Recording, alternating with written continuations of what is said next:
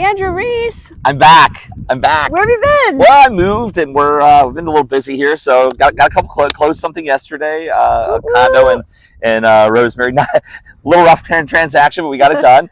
But yeah, we're back in action. So got a lot of new changes coming up right now. Well, today's video is all about the updated paperwork for the buyer broker agreement. So effective August 6th for the Sarasota board, we have to start using agreements. So we're going to talk about that today, give you the updated information of what's new in these documents. Yep.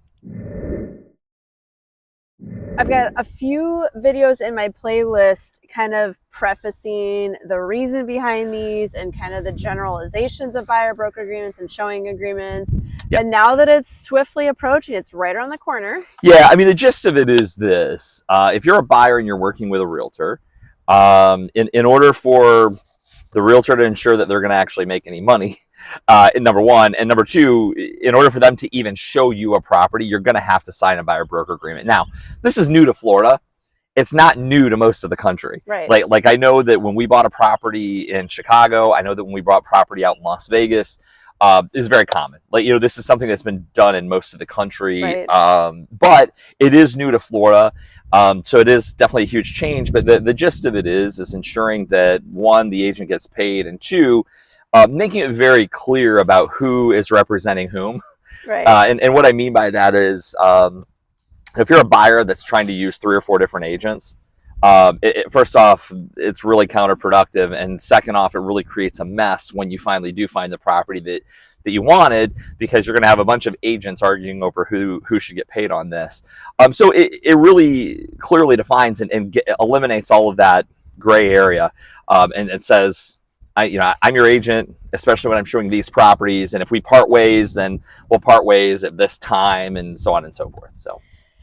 But it also gives the buyer an opportunity to sit down and discuss like what we are actually going to do for you to earn that. Okay, in the past, agents, and I didn't make a practice of doing this, but like my services are free. Well, technically it's baked into the price, and it kind of always has been for many, many years. Right. So for the last 11 years, we've had quite a run up, right, in real estate, generally speaking. And so, you know, buyers didn't have to worry about that unless, you know, a lot of agents that we do know, or not a lot, I should say, a small fraction in our area that always did use buyer broker agreements. Sure. But again, it sets a tone for what you can expect as the buyer. Sure. So I think the $1 million question when people want to know as a buyer, if I'm the buyer, I'm going to say, why would I sign this? Like, I don't want to pay 3%.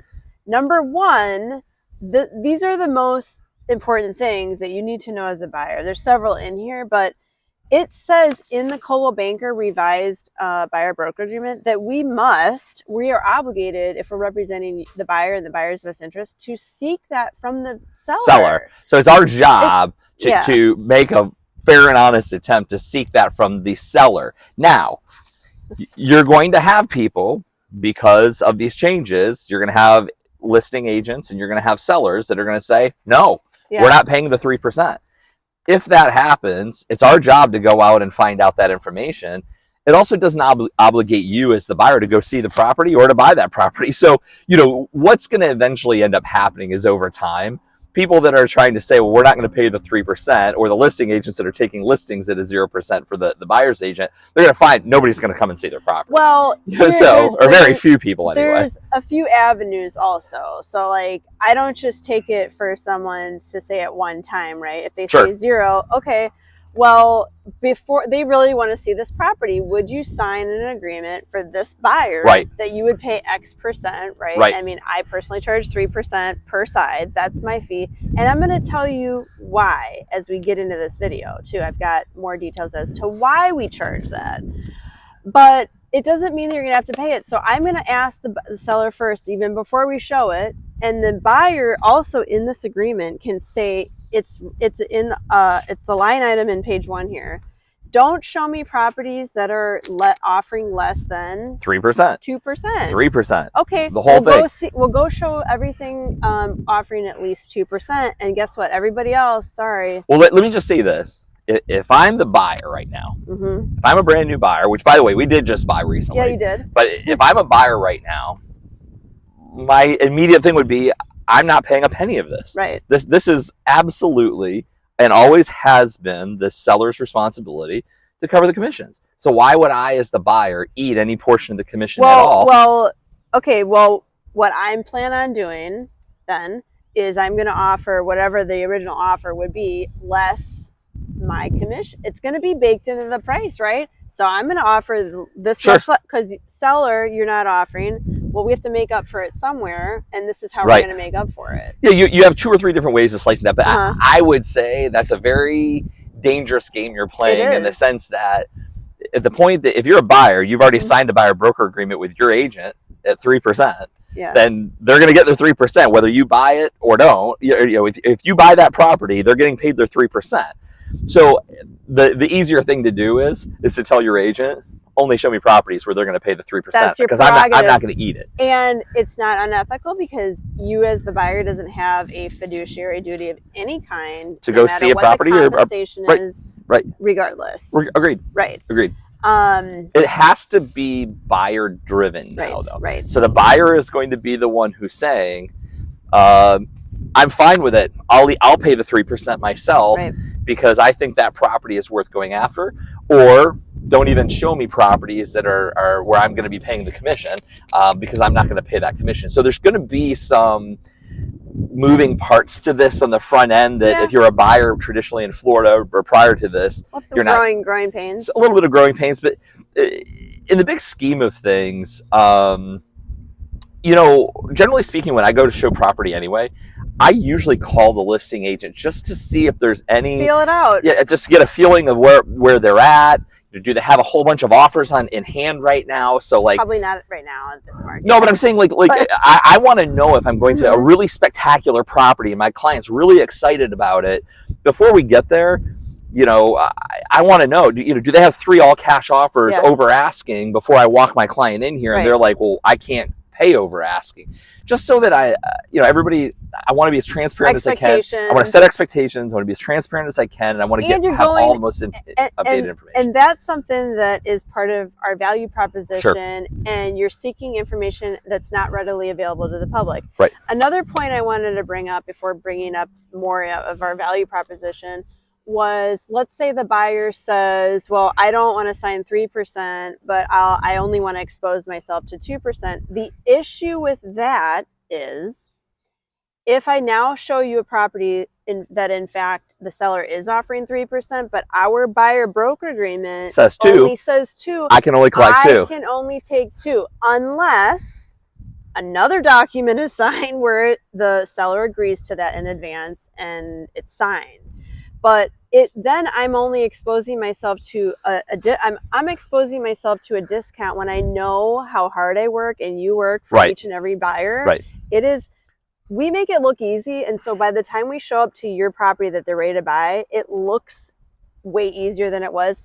You don't know how many properties Andrew showed. You don't know how many hours he spent on the phone drive. The knowledge that you have, you're not paying for the 25 years combined experience.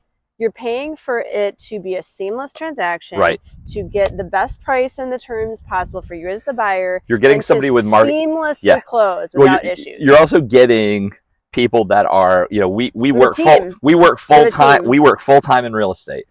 We spend hours and hours negotiating property, and more often than not, there are 9,000 realtors in Sarasota and Manatee County. More often than not, the person that we're negotiating against has 0 experience. More often than not. And it's like I did a video with a local roofing company, Trust Roofing. So check out that video, by the way. He's like, and we had such a great conversation on video, which you'll see. And he said, listen, we're not going to be the highest. We're not going to be the lowest. But I'll tell you what we will bring. You're going to get communication. Right. You're going to get quality control. The workers on site have health care. They are working for the company. They're not outsourced. You're getting a whole team, and it's not just about the high quality product that you're getting. And so I think there's value in that. And I'm not about to spend the cheapest amount of money for the most expensive investment in my entire life normally that people buy. You don't, generally speaking, you're going to hear people say all the time, oh, well, I bought a property, I didn't use a realtor, or I sold a property, I didn't use a realtor. What they're not telling you is what would have happened had they. Right. And so it's the information you're missing, because I've had people say, oh, well, I sold my property, I don't believe in realtors, I sold my property. And I'm thinking, the first thing that pops into my mind is, had you used a realtor, you very likely would have gotten way more money and had somebody who represented you that negotiates all day long on real estate and would have gotten you a lot better price than your property. Yeah, I mean, and like, they could have had a great experience, but it takes the one experience that you lose all this time, money, and effort, right? That would make up that difference. Sure. I mean, my parents have bought and sold properties on their own too, and they've had great experiences. But just that one experience that we as negotiators can make up that difference in your pocket. At the end of the day, people care about their pocketbooks, and also simultaneously having a wonderful experience, one that is not just a one and done. Like, we want to earn your business for life. The way that we do that is with our value proposition. Before I get into that, though, they do have another option. So there's a buyer broker agreement. Now you can, and there's a showing agreement. So the showing agreement is just for like one property or multiple just specific properties. Right. Meaning if you call me up, sign something. Yeah, meaning if you call me up and say, listen, I'm only in town for Saturday, I have these 3 properties I really want to jump into, but I don't want to sign a long-term agreement with you. Yeah, but I just want to go see these 3 or 4 or 5 properties. Can you get me into them? Sure. You sign that agreement. You're only obligated, we're only committed to each other on the properties that I show you, versus a buyer broker agreement, where if we sign a long-term 1-year buyer broker agreement, or 6 months, or whatever the time period is, then there's an obligation between each other for that period of time. But it doesn't give the buyer the right to go and look at it with me, for example, and then go and call another realtor to write it up. That's not fair to me. So in essence, these documents are good for the realtors who are professionals and show their value and present that to the public in that regard, because we don't just open doors and then that's it. And so there's value in that. And so there are going to be a couple of different options, but it will be required effective for our MLS, effective August 6th. Now, the national date deadline is August 17th, but all boards are different. Real estate is hyper-focused. Yeah, but let me say this too. Like, I will, I have been using buyer broker agreements going back some time. Admittedly, because I had people that I went and showed property and they just cut me out of the deal, and then it becomes a huge nightmare of trying to deal with who should get paid and when they should get paid, and so on and so forth, procuring cause and that whole thing.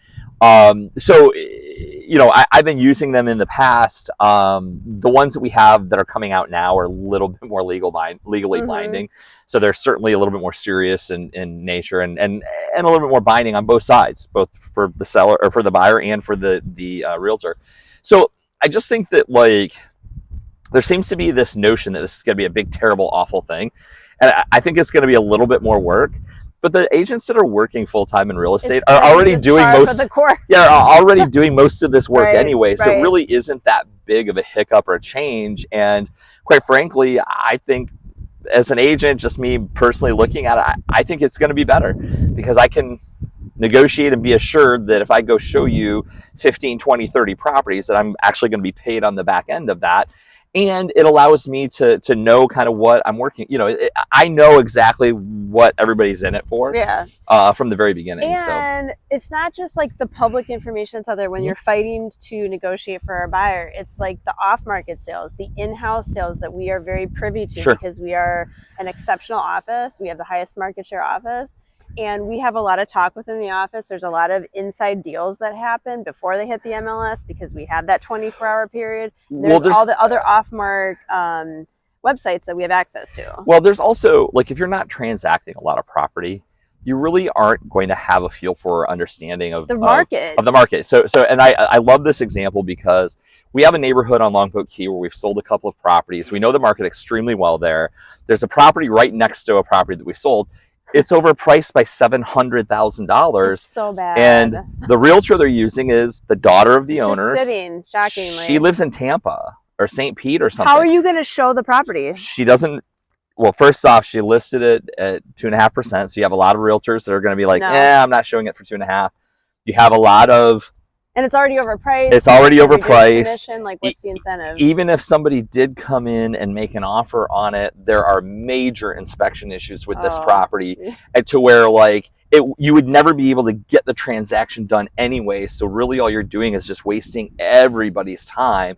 And so, and the fact and the fact that I know what the issues are with the property, and I shouldn't know that there are these major issues, but I do, because we know that market, we know that neighborhood. We walk around the neighborhood. Yeah, we're knocking on doors, we're talking to the neighbors. We know exactly what it should be priced at. Neighbors like to tell on their neighbors all the time. So I don't we know what it should be priced at, what it would sell at, and what it would take to get that from where it's at now to closed and sold. And that's all baked into pricing and the value and the value you bring because of the knowledge. Right. So hitting on that, like just a few of these points, our commitment to excellence. I'm so committed when I sign a listing agreement. First of all, this is just a breaking news announcement. All my listings are offering my buyer's agents. We love you, buyer's agents. Absolutely, 3% always. Call me. It's all 3%. If you see my name on a listing, it's a strong listing. It's 3%. Strong. We're selling at 3%. And full disclosure, I make 3%, and we offer 3%. But guess what? I'm busting my butt for my listings because now they're taking longer. That's just the market. So I'm working 2-3 times as long and hard and spending more money and sweating for my sellers. This is normal. Right. I know what normal is because I started in 2002. And the commitment to excellence is what? Overall expertise. A long tenure in this business of expertise. Not only that, but we are surrounded with people that have been in the business 30, 40 plus years. Okay, so we're constantly learning. We have the platforms from our office, which is the #1 market share office. So we're constantly learning, evolving. Communication excellence. Like, I cannot tell you, like, as soon as I have a listing or we have a listing together, we start a group text, and if something comes up in the market in their neighborhood, one goes pending, one sold, they have links, they have all the marketing that we're doing. We're in constant communication with our sellers so that when we need to lower the price or there is an offer, like they are 100% caught up to where we are. They understand everything that's happening with the property. Yes. Even to the minute. And what I mean by that is I have an automatic email that goes out that shows this is how many people viewed your property. This is how many people saved it as a favorite. This is where those people come from. Then throughout the week, I'll touch base with, hey, look, I called the people who had saved it as a favorite. One of them is interested in coming for a showing. Or, hey, most of the people who saved it as favorites are people who just live in the neighborhood and are just trying to keep an eye on what's going on. And the same for buyers, because we're talking about the buyer-broker agreement. It's the same thing. We have a portal that we create for you, and there's services that we offer leading up to even signing this, right? Because really, technically, it's my understanding anyway, there's some talk about this, that even setting up a portal, you need this sign. I kind of disagree with that. I don't think that's really, it's technically if you're starting to provide or you're engaging in with a realtor to provide a service, but this is required before touring real estate, right?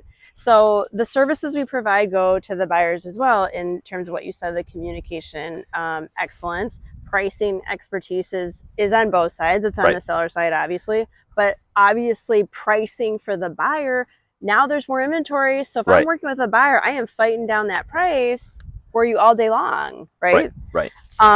You talked about negotiation, knowing how to negotiate. Listen, if you had a great transaction by yourself and you did your own walkthrough, your own inspection, and you didn't ask for any repairs, you could have been leaving $5,000, $10,000, $20,000 extra on the table. 100%. That comes in during the negotiation period because it's all still throughout the inspection period. You're still negotiating.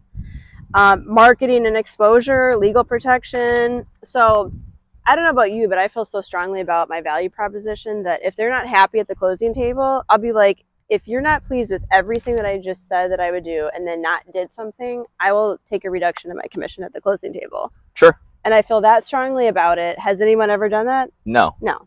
Because we're putting the work and effort in and we show our value. But I don't, I feel like it's just critically important right now, if you're coming in as a buyer or you're coming into the market as a new seller, that you really understand, this is how this is going to work. Because if you're a seller and you're thinking, well, I'm just going to save 3% in this whole transaction, okay, you can do that. You'll you have the be right to do sitting that. a long time on the market unless you really underprice your Yeah, property. how many realtors do you know that want to go work for free? That's what you're really asking people to do, is you're asking the realtors to work for free. Okay, so None of them are going to do because that.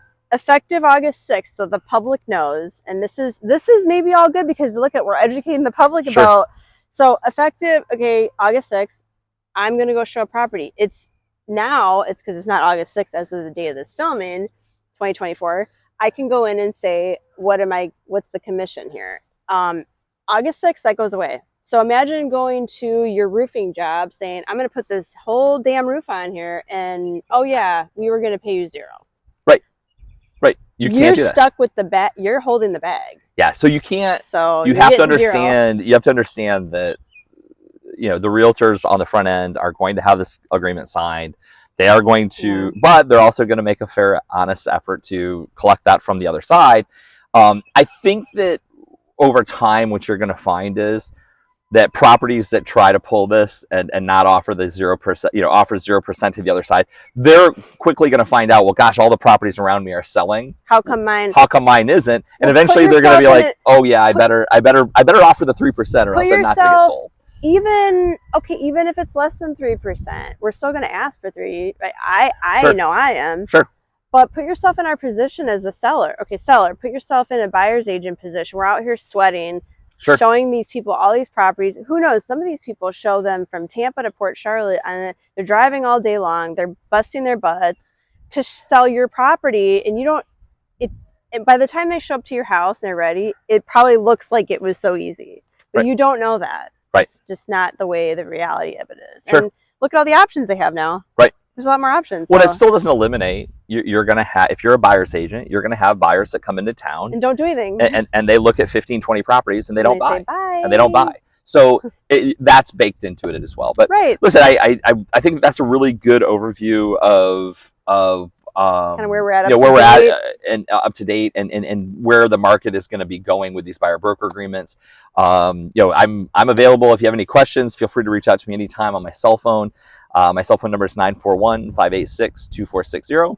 And I can be reached on my cell, 941-544-7690. Thank you for watching, subscribing. Yep. Reach out to us. We are here to help serve you in your real estate needs for a lifetime, hopefully, and your referrals. They mean a great deal to us. So thank you, and tune into the next video.